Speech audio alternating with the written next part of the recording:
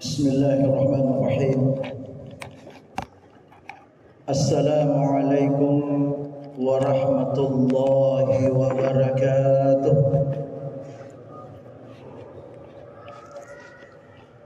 Alhamdulillahi rabbil alamin. Wassalatu wassalamu ala ashrafil anbiya'i wal mursalin Sayyidina wa maulana Muhammad wa ala alihi wa sahbihi ajma'in, amma ba'du. Hadirin kaum muslimin jamaah salat maghrib yang sama-sama dirahmati oleh Allah Subhanahu wa ta'ala. Alhamdulillah, kembali kita panjatkan puji dan syukur kehadirat Allah Subhanahu wa ta'ala. Oleh karena atas limpahan rahmat, hidayah serta taufiknya,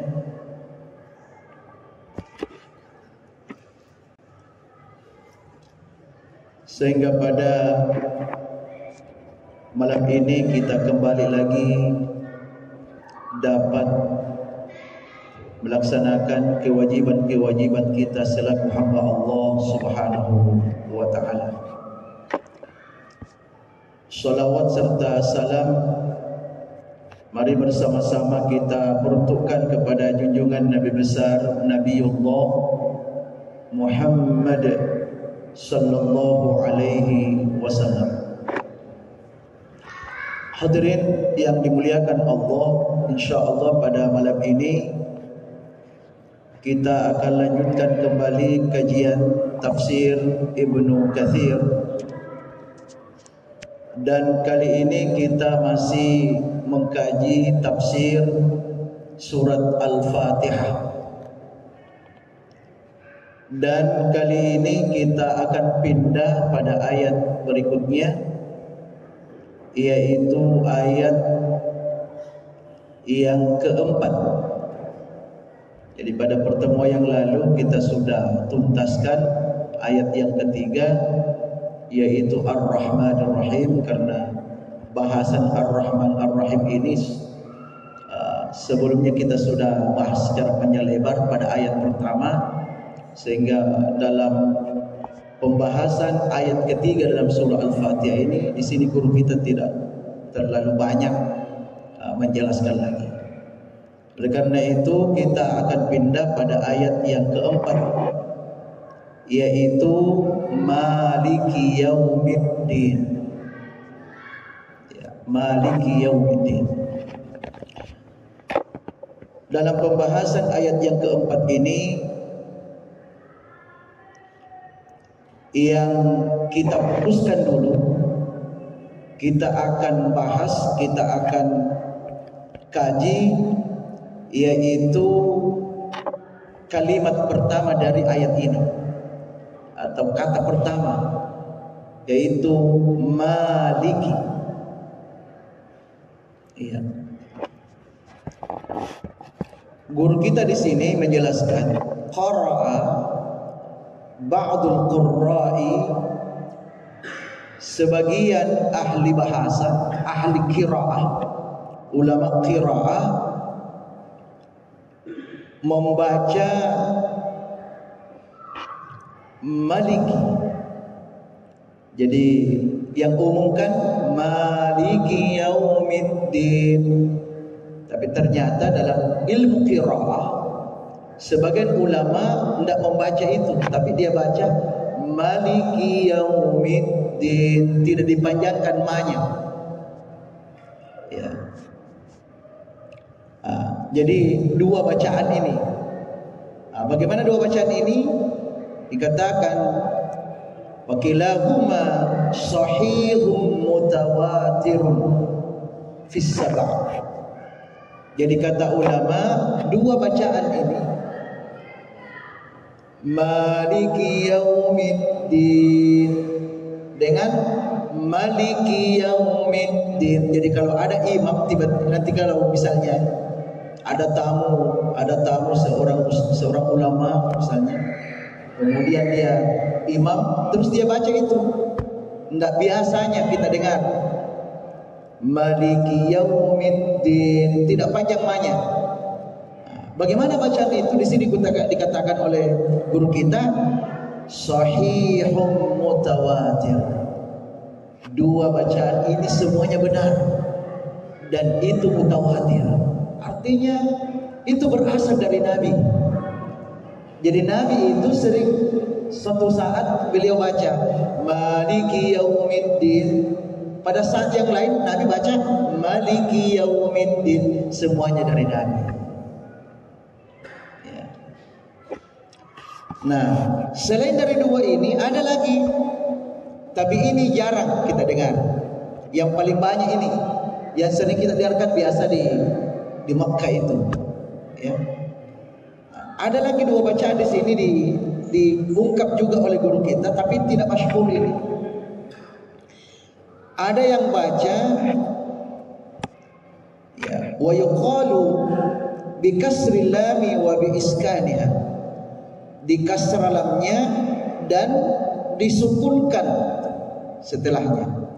Jadi dia baca Maliki Yaumiddin, jadi Maliki. Ya, lanya yang panjang. Maliki Yaumiddin. Ada yang baca begitu juga. Kemudian ada juga yang membaca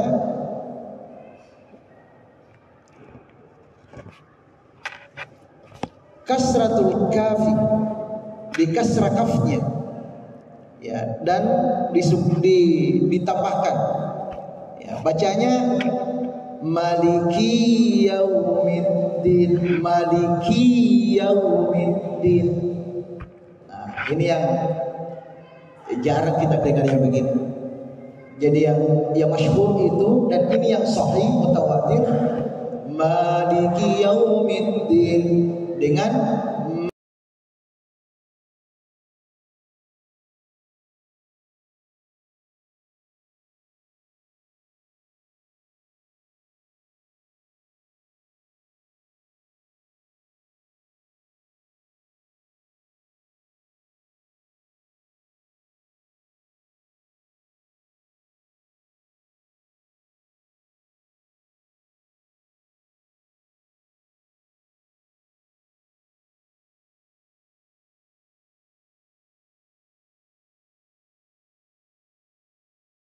husna. Nah, dalam kajian Asmaul Husna atau dalam kajian fikih Asmaul Husna atau dalam kajian tafsir Asmaul Husna, ketika menjelaskan mengenai Al-Malik ini, nah, di situ para ulama memberikan beberapa makna. Ya, ada beberapa makna dari kata Malik atau Malik. Yang pertama itu maknanya adalah maha pemilik. Ya, Al-Malik atau Malik itu maha pemilik. Artinya apa? Allah itu adalah pemilik segala sesuatu. Jadi seluruh yang ada di alam ini adalah miliknya Allah. Tidak ada satupun di alam semesta ini melainkan miliknya Allah. Dan tidak ada sekutu baginya. Artinya dalam kepemilikan ini tidak ada mitranya Allah, tidak ada mitranya. Ya, tidak ada kerjasamanya dengan yang lain, tidak ada. Satu-satunya Allah adalah pemiliknya. Ya. Inilah bagi kita orang yang beriman harus meyakini bahwa segala sesuatu, khususnya yang ada di alam ini, semuanya adalah miliknya Allah Subhanahu wa ta'ala. Kita sedikit pun tidak punya hak milik. Ya, sedikit pun kita ini tidak punya hak milik di sisi Allah, tidak ada. Sekalipun dalam konteks dunia,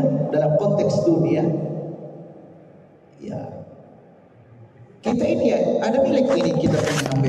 Saya punya HP ini. Kan terkesan milik kan? Bapak di rumah ada punya rumah, itu miliknya. Uang yang ada di rekening itu miliknya. Tapi itu dalam konteks dunia. Ya. Tapi kalau kita merujuk kepada nama Al-Malik ini, maka hakikatnya kita tidak punya apa-apa. Kita pada hakikatnya kita tidak ada sesuatu yang kita miliki.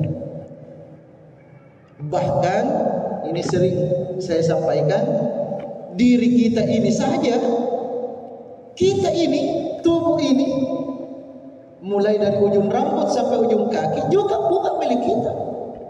Padahal ini kita yang ada pada diri kita.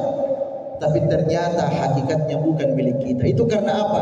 Al-Malik. Allah Maha pemilik segala sesuatu. Nah, lalu ada yang tanya terus, statusnya kita ini apa? Ya, statusnya apa ini?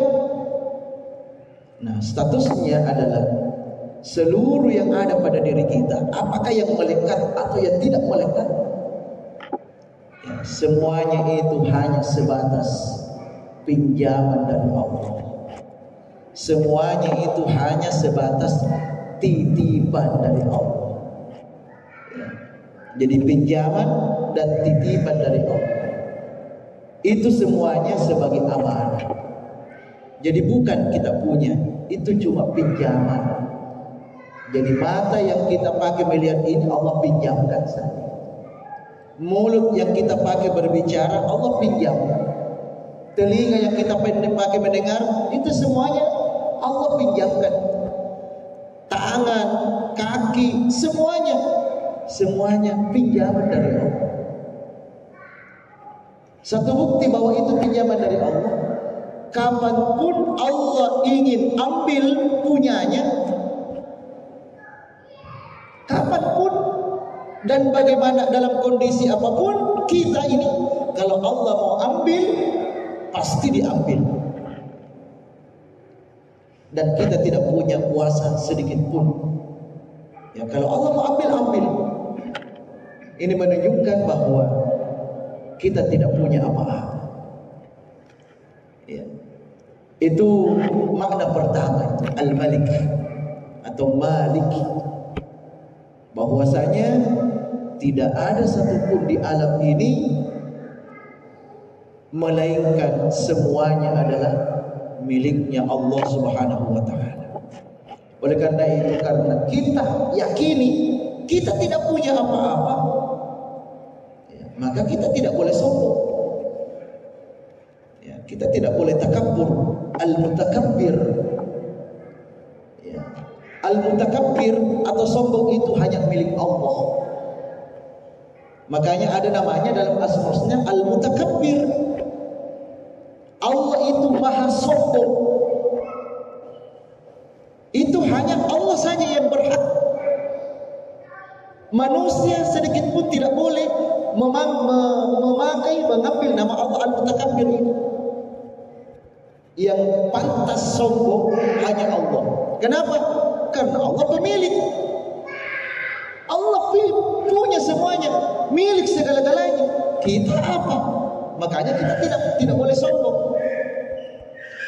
Dan Al-Mutakabbir, Allah Maha Sombong ini adalah bukti kesempurnaan Allah. Jadi jangan kita bayangkan dan menyamakan kesombongan Allah dengan kesombongan manusia. Kesombongan Allah itu positif, baik. Mana baiknya? Karena kesombongan Allah itu salah satu bentuk kesempurnaan Allah. Kalau Allah tidak sombong, berarti Allah tidak sempurna. Itu kajian Asmaul Husna itu Al-Mutakabbir. Nah, kita kembali. Jadi Al-Malik makna pertama bahwa tidak ada satupun di alam ini kecuali semuanya adalah miliknya Allah Subhanahu wa taala. Kemudian makna yang kedua, yaitu Maha Penguasa. Jadi Al-Malik atau Malik maknanya juga Maha berkuasa. Ya. Jadi Allah itu adalah penguasa segala sesuatu tanpa ada batasan yang membatasinya. Jadi kekuasaan Allah itu tidak ada satupun yang dapat membatasi. Tidak ada batasnya kekuasaan Allah. Tidak ada batasnya. Ya. Jadi tidak ada satupun di alam ini melainkan semuanya atas kuasa Allah. Ya. Makanya Allah itu disebut Al-Malik. Al-Malik, raja di raja. Ya. Nah, dengan nama Allah, dengan nama Allah Al-Malik ini, yang dimaknai bahwa Allah itu berkuasa atas segala sesuatu dan kekuasaan Allah itu tidak ada yang dapat membatasinya. Maka apapun yang diputuskan oleh Allah, apapun yang diputuskan oleh Allah, maka tidak ada satupun yang bisa membatalkan keputusan Allah, karena Allah kuasa. Jadi apapun yang Allah putuskan bahwa yang begini terjadi seperti ini, maka tidak ada satupun yang bisa membatalkannya keputusan Allah. Dan ketika Allah memutuskan sesuatu, maka tidak ada satupun yang menolaknya. Jadi kalau Allah sudah memutuskan, tidak ada yang bisa membatalkan keputusan Allah, dan tidak ada yang berhak menolak keputusan Allah. Tidak ada. Kenapa? Allah Al-Malik. Allah itu Maha Kuasa, Maha Penguasa, dan tidak ada satupun yang mengalahkan kekuasaan Allah. Jadi tidak ada yang bisa membatalkan, tidak ada yang bisa menolak.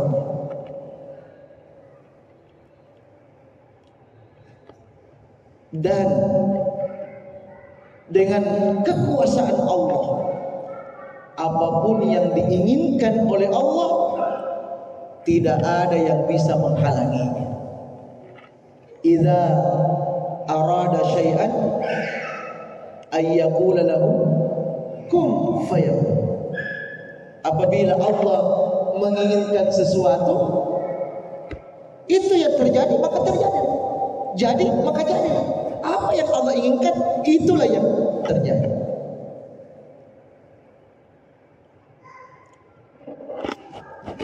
Nah, Allah Maha Kuasa ini kan identik dengan raja. Ya, Allah identik dengan raja. Ya, kata penguasa itu berarti identik dengan raja. Ya, jadi kalau dihubungkan Al-Malik, berarti Allah itu adalah Maharaja, raja di raja, raja segala raja. Itulah Allah, itulah Al-Malik, raja yang sebenar-benarnya raja. Itulah Al-Malik. Jadi Allah itu Maharaja, raja segala raja, raja yang sebenar-benarnya raja.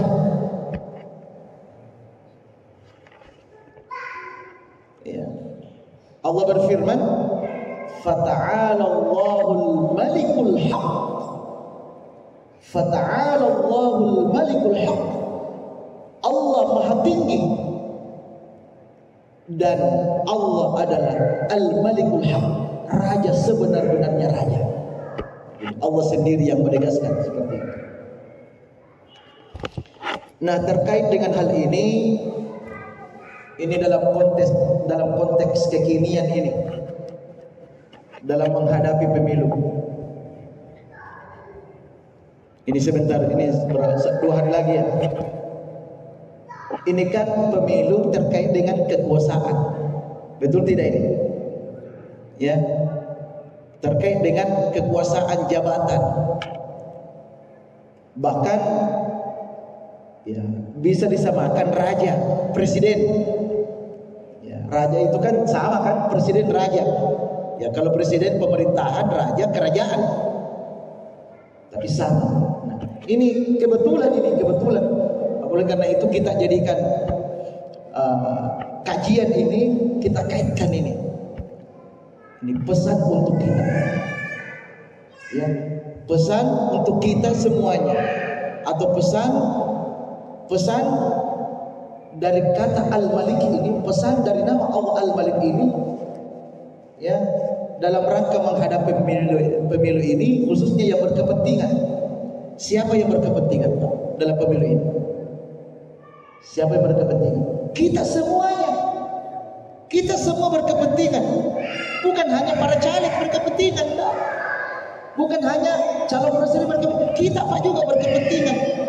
Kita punya kepentingan juga ini dalam pemilu. Apa kepentingan kita? Memilih wakil kita dan memilih presiden kita. Itu kepentingan kita. Itu kita punya kepentingan itu. Oleh karena itu jangan salah pilih. Jangan salah pilih. Ya, jangan faktor hawa nafsu memilih. Ya, jangan faktor macam-macam lah. Ya, tidak perlu kita ungkapkan karena bukan sasaran kita di situ. Yang kita ingin pertegas dalam kajian ini Al-Malik. Kata pertama dari ayat yang keempat ini Maliki atau Maliki Al-Malik. Ya, sebagaimana yang diungkapkan oleh Allah dalam Al-Quran. Ya, ini pesan ya bagi kita yang berkepentingan dalam pemilu ini. Ya, Allah berfirman, "Qulillahumma malikal mulki tu'til mulka man tasha wa tanzi'ul mulka mimman tasha wa tu'izzu man tasha wa tudhillu man tasha." Qulillahumma, katakanlah Muhammad, Allahumma ya Allah, malikal mulki, Allah itu raja di raja. Tu'til mulka man tasha, memberikan kekuasaan kepada yang dikehendaki. Dikasih jabatan, dikasih jadi anggota legislatif, dikasih jadi presiden. Man tasha, bagi yang dikehendaki oleh Allah. Wa tanzi'ul mulka mimman tasha, demikian pula juga orang-orang yang dicabut kekuasaannya.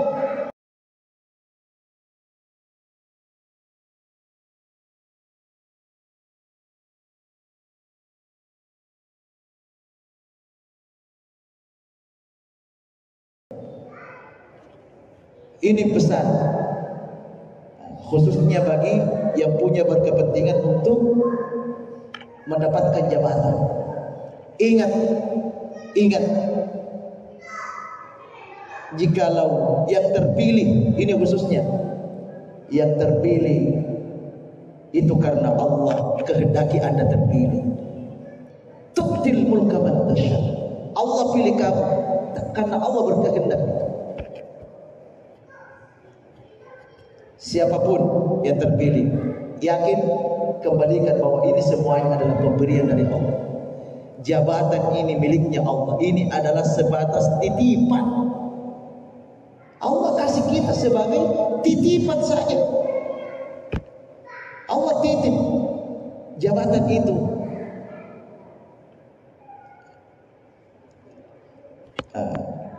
Itu pesan pertama.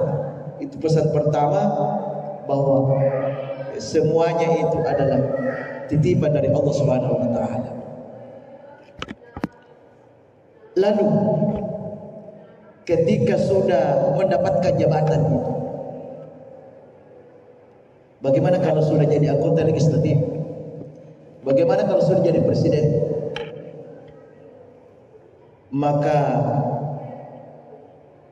tidak boleh merasa sok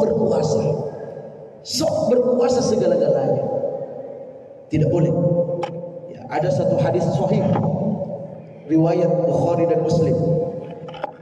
An Abi Hurairah radhiyallahu anhu qala, dari Abu Hurairah radhiyallahu anhu qala Rasulullah sallallahu alaihi wasallam, bahwasanya Rasulullah sallallahu alaihi wasallam bersabda, akhna'ul asma' indallah, gelar atau sebutan yang paling hina di sisi Allah. Ya, gelarkah atau apa namanya? Sebutan yang paling hina di sisi Allah. Rajulun tusamma bimalikil amla, yang mengaku dirinya raja di raja, sok berkuasa.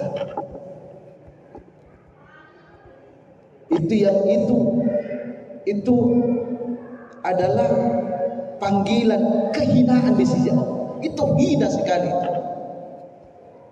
Mungkin dalam pandangan manusia dia mulia karena sudah berkuasa, sudah punya jabatan, ya. Tapi di sisi Allah justru itu adalah sebuah kehinaan. Kenapa? Kenapa itu sebuah kehinaan? La malika illallah. Karena tidak ada satupun kekuasaan kecuali hanya punya Allah. Sekali lagi bahwa apa yang ada pada mereka itu bukan kekuasaan mutlak yang dimiliki. Itu hanya sebatas titipan dari Allah. Maka tidak boleh dia mengklaim sebagai raja di raja, punya kuasa dan seterusnya. Nah, ini pesan kedua. Hadirin yang dimuliakan oleh Allah Subhanahu wa taala. Kemudian di dalam Al-Qur'an itu sebenarnya ada kata Malik, tapi itu bukan ditujukan kepada Allah. Seperti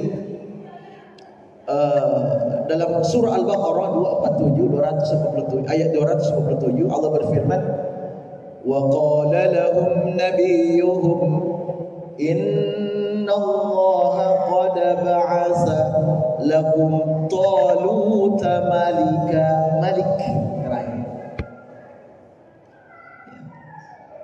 dan berkata ya kepada mereka, nabi-nabi mereka, sesungguhnya Allah mengutus kepada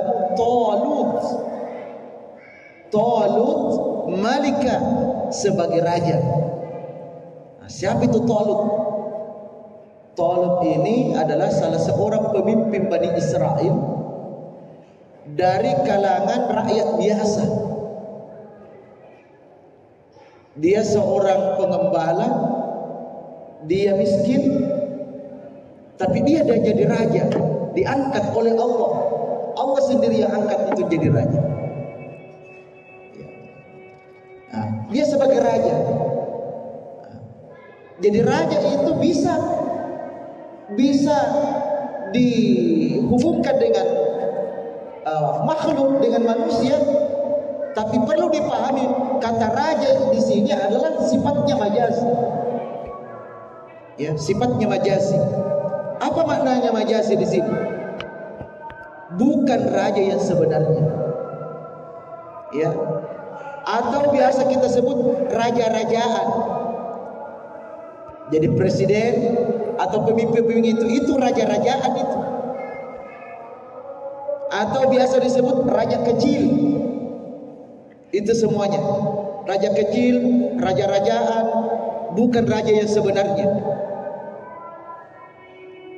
Nah, oleh karena itu, karena kita ini bagi-bagi yang sudah punya kedudukan, dia punya jabatan, dia sebagai pemimpin, ya di hadapan Allah dia hanya sebatas raja-rajaan, bukan raja yang sebenarnya. Kenapa? Karena raja yang sebenarnya itu hanya Allah Subhanahu wa taala. Oleh karena itu, banyak ayat dalam Al-Qur'an maupun dalam hadis itu untuk mendorong kita agar dekat dengan Al-Malik, dengan Allah, raja di raja itu. Kita dekat dengan Allah, Ya, ulama kasih logika begini. Raja-rajaan saja atau raja kecil, penguasa dunia saja, misalnya presiden, ketika dekat dengan presiden, ya, ketika dekat dengan presiden,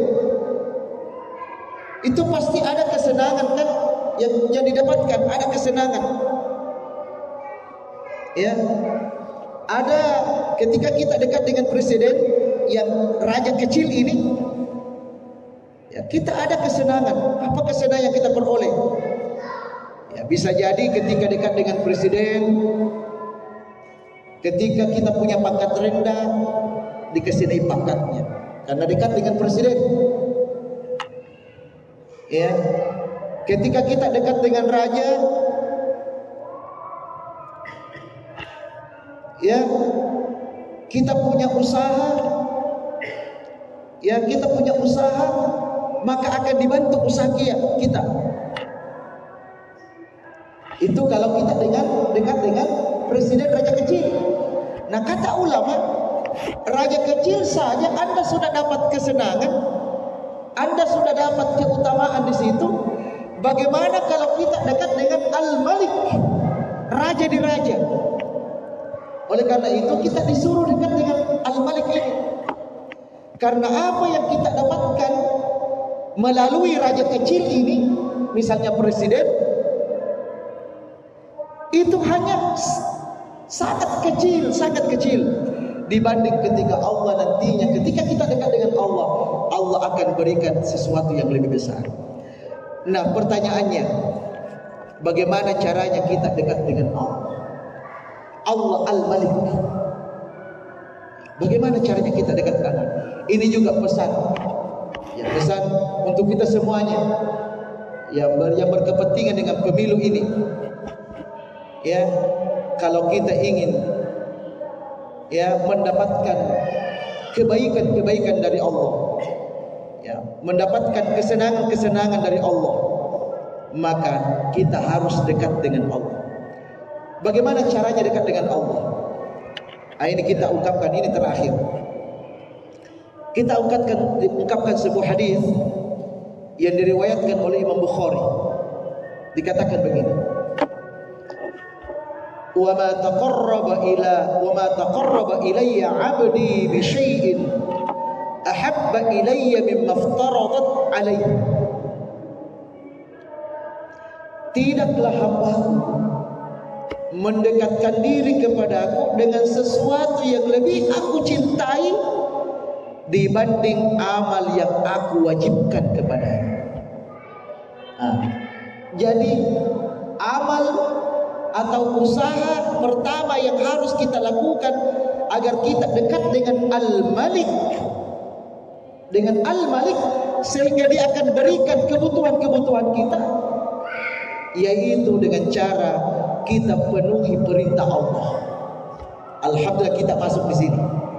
Kita semuanya sudah penuhi perintah Allah. Itu satu. Penuhi kewajiban-kewajiban kita selaku hamba Allah Subhanahu wa taala. Yang kedua, wa ma yazalu 'abdi yataqarrabu ilayya bin nawafil hatta uhibbahu. Dan tidaklah hambaku terus-menerus mendekatkan diri kepadaku dengan amal-amal sunnah. Jadi bukan hanya wajib saja kita laksanakan, tapi ditunjang, dilengkapi dengan amalan-amalan sunnah. Oleh karena itu mari Bapak, ya, Bapak Ibu sekalian, kita juga tingkatkan amal-amal sunnah. Amal-amal sunnah sifatnya sunnah, karena itu ternyata membantu agar kita dekat dengan Al-Malik. Nah, apa konsekuensinya itu? Hatta uhibbahu, Allah pasti cintai kita. Fa idza ahbabtuhu, ini. Dan apabila saya sudah mencintai, apabila Allah sudah mencintai, ada jaminan dari Allah. Apa jaminan Allah? Kuntu sam'ahu alladhi yasma'u bih. Saya menjadi pendengarannya ketika dia mendengar. Jadi ketika mendengar, yang dipakai adalah pendengarannya Allah. Dia bisa mendengar sesuatu yang kita tidak dengar. Biasanya kan ada orang dengar, apa yang kau dengar? Kita tidak dengar apa-apa ini. Kenapa? Pendengarannya Allah yang dia pakai. Yang kedua, kalau kita sudah dicintai oleh Allah, wa basarahu alladhi yubsiru bih, dan Allah menjadi penglihatan kita ya ketika kita melihat. Ya, jadi ketika ada orang-orang yang sudah penglihatan Allah dia pakai melihat, maka sesuatu yang kita tidak lihat dia bisa lihat itu. Dia bisa lihat ke depan apa yang akan terjadi. Dia bisa lihat itu. Itu orang-orang yang dicintai oleh Allah. Kenapa? Karena dia dekat dengan Allah. Dengan cara apa? Kewajiban dan sunnah itu. Kemudian, wa yadahu allati yabtishu biha, tangan yang dia pakai ya untuk tangan kata Allah, saya lah menjadi tangannya yang dia pakai untuk meraba, memegang.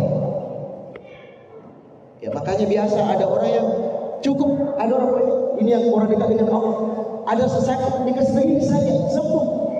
Itu tangan Allah dalam tanda kutip ya. Itu tangan Allah yang dia pakai. Wa rijlahu allati yamshi biha, dan kaki yang dia pakai itu kakinya Allah yang dia pakai berjalan. Sekali lagi dalam tanda kutip ya, bukan berarti Allah punya kaki.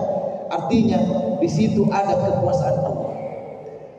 Wa in sa'altani la'utiyannahu. Orang yang saya cintai itu ketika dia minta kepada saya, kata Allah, pasti saya akan kasih. Wala in ista'azani la'izdahu. Dan apabila dia minta perlindungan kepada saya, maka saya akan lindungi. Subhanallah. Itulah orang-orang yang dekat dengan Al-Malik. Dikasih keistimewaan, dicintai oleh Allah. Ketika Allah sudah cinta sama kita, Allah kasih fasilitas yang luar biasa. Mudah-mudahan kita semuanya bisa dapat seperti ini, insyaallah. Hadirin yang dimuliakan Allah, saya kira inilah kajian kita. Mudah-mudahan ini bisa menjadi pesan ya, sehingga insyaallah semuanya mendapatkan yang terbaik di sisi Allah Subhanahu wa taala. Amin amin ya rabbal alamin. Sekira demikian kajian kita pada malam ini, insyaallah kita akan lanjut pada pertemuan yang akan datang. Mari kita tutup dengan sama-sama membaca doa kafaratul majlis. Subhanakallahumma wa bihamdika asyhadu an la ilaha illa anta astaghfiruka wa atubu ilaik. Wabillahi taufiq wad da'wati wal irsyad. Wassalamu alaikum warahmatullahi wabarakatuh.